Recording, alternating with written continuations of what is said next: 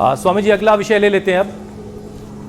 Show के इस पड़ाव पर एक और स्टडी का जिक्र स्वामी जी काफी जरूरी है। कोल्ड ड्रिंक्स सेहत के लिए कितनी खराब है, यह हम कई बार अपने कार्यक्रम के जरिए बता चुके हैं, आपने भी बहुत समझाया और लोग समझने भी लगे हैं। लेकिन बहुत से लोग ऐसे हैं स्वामी जी जो कोल्ड ड्रिंक्स से तो दूर हुए हैं, लेकिन डाइट सोडा को हेल्दी मान करके वो अब इन गर्मियों में उसका खूब इस्तेमाल कर रहे हैं। सॉरी हुसैन, मैं बीच में टोक रही हूँ। स्पार्कलिंग वाटर, ये स्वामी जी एक ऐसा ट्रेंड चला है। 14-15 साल के बच्चे जो हैं वो पता नहीं कहां से इंटरनेट पर ये स्टडी लेकर आते हैं, क्योंकि मेरे घर परिवार में एक ऐसा 14 साल का बच्चा है, मैं नाम नहीं लूंगी वरना बहुत गाली पड़ेगी घर पे। वो कहते हैं मौसी स्पार्कलिंग वाटर जो होता है वो बहुत अच्छा होता है हेल्थ के लिए। तो स्वामी जी ये थोड़ा सा कॉन्सेप्ट आज क्लियर करने की जरूरत है। ये शिकंजी जो बहुत हेल्दी होती थी उसको भी अब लोगों ने बोतल में बंद कर दिया। फिर ये फ्रूट जूस के नाम पर जो शुगर सिरप, माने एक तरह से 30% तक जिनमें चीनी घुली होती है वो सब पी रहे हैं। फिर ये शिकंजी के नाम पर और उसमें से आइस डालते हैं, फिर अलग अलग तरह के केमिकल्स डालते हैं। नींबू का पानी तो ठीक है, खाने के बाद सामान्य रूप से पानी में निचोड़ करके आधा ग्लास आप पी लेते हैं, वो अच्छा है। बाकी ये सोडा के नाम पर कार्बोनेटेड वाटर, अलग अलग प्रकार के जितनी भी ये चीज़ें हैं ये सारी की सारी अनहेल्दी है। मैंने तो एक बार स्लोगन दिया था आज से 20-25 साल पहले, ठंडा मतलब टॉयलेट क्लीनर, वो तो काफ़ी हटा, लेकिन उसकी जगह फिर दूसरा, वो तो कहते हैं ना आसमान से गिरा और खजूर में जा लटका और फिर वहाँ से ऐसे धड़ाम से पड़ा कि हाथ पैर सिर थोड़ा फुड़ा बैठे, तो ये मामला गड़बड़ है।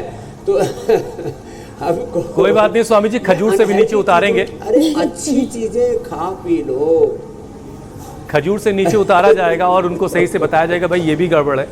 तो जो ऑल्टरनेटिव स्वामी जी आपने बताया वो एक बार फिर से जरा बताइए कि जो सोडा है, सोडा वाटर है या स्पार्कलिंग वाटर है, इन सब से अलग फिर क्या इस्तेमाल करना है?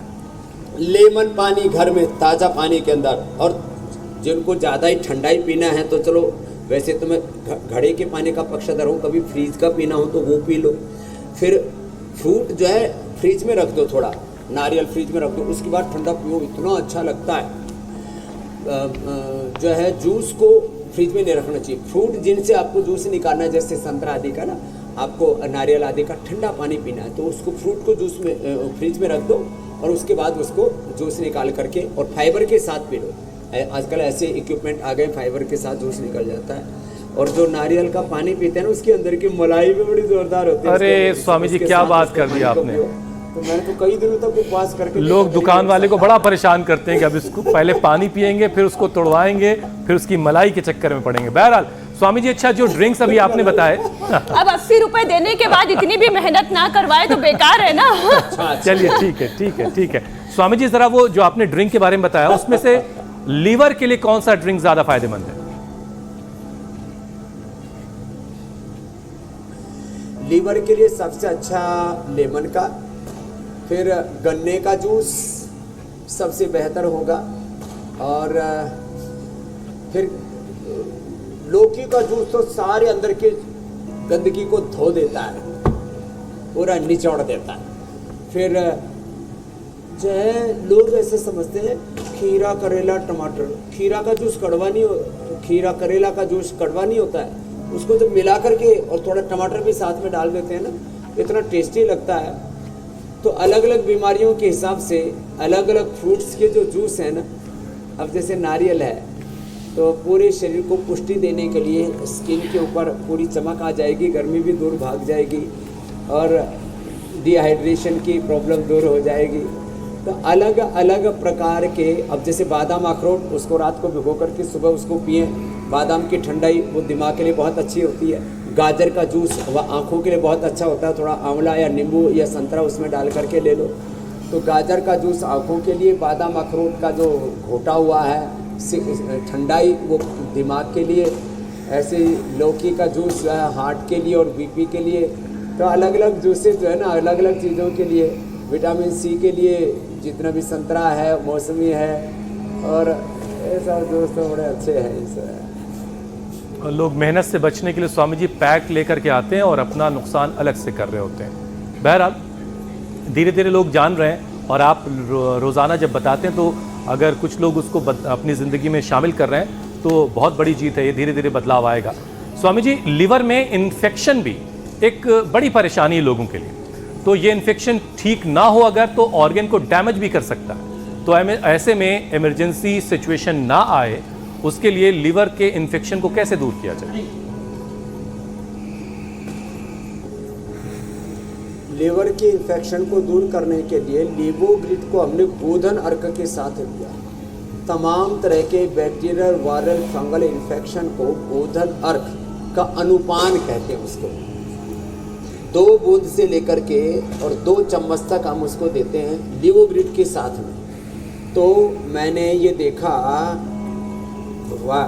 हेपेटाइटिस A, B, C आदि में वायरस लोड 10-20 हज़ार से लेकर के 1 लाख से लेकर के 1 करोड़ तक बढ़ जाता है। 1 करोड़ से भी ज़्यादा जिनका वायरस लोड बढ़ा हुआ था उनको मैंने ठीक किया। और ये फ्रेश जूस पिलाते हैं। फिर भूमि अमला, पुनर्नवा, मकोय, जहाँ हमारे छोटे बालक लुढ़क रहे हैं, करो शीर्षासन करो। हाँ, तो ये तो हाँ, ये भूमि अमला, पुनर्नवा, मकोय फ्रेश मिल जाए वो बेस्ट रहता है।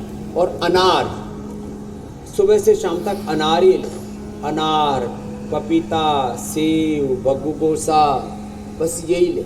सब सब्जियां, दाल, रोटी थोड़े दिन के लिए बंद कर दें।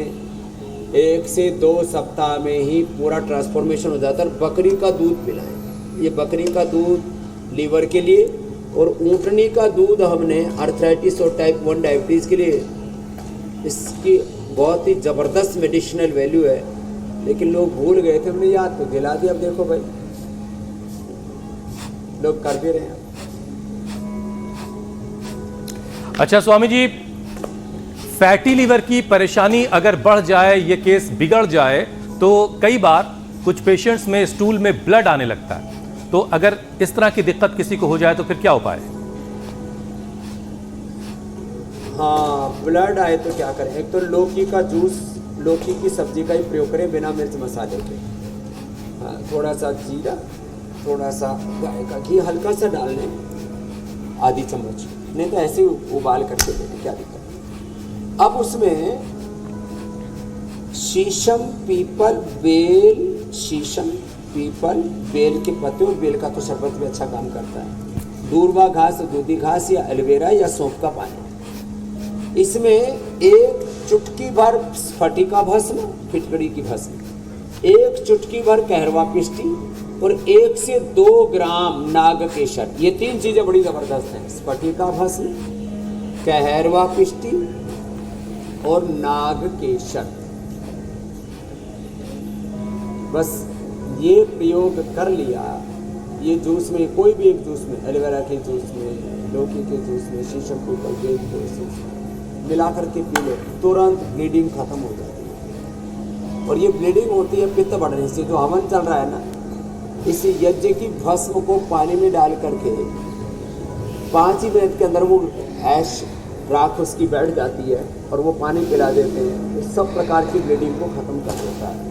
माहवारी में ब्लीडिंग हो रही हो, पायस पिसर फिस्टुला के कारण से, अल्सर के कारण से, फैटी लिवर के कारण से, किसी कारण से भी ब्लीडिंग हो रही हो, उस ब्लीडिंग के लिए परम औषधि है ये जो अभी बताया। तो ये ब्लीडिंग नाम का तत्व नहीं रहेगा जो आज हमने उपाय बताए। बहुत लोगों को बहुत तरह से ब्लीडिंग होती है और उसके लिए कई बार तो जीवन संकट में पड़ जाता है। और ब्लीडिंग ही क्या स्वामी जी, कोई भी अनवांटेड तत्व नहीं रहेगा शरीर में। तो हमने प्लेटो ग्रिड अलग से बताया हुआ है। अगर लोग रोजाना हमारे साथ इंडिया टीवी देखते हुए आपके बताए हुए तरीकों से अभ्यास करते रहेंगे और आयुर्वेद को अपनी जिंदगी में शामिल करेंगे।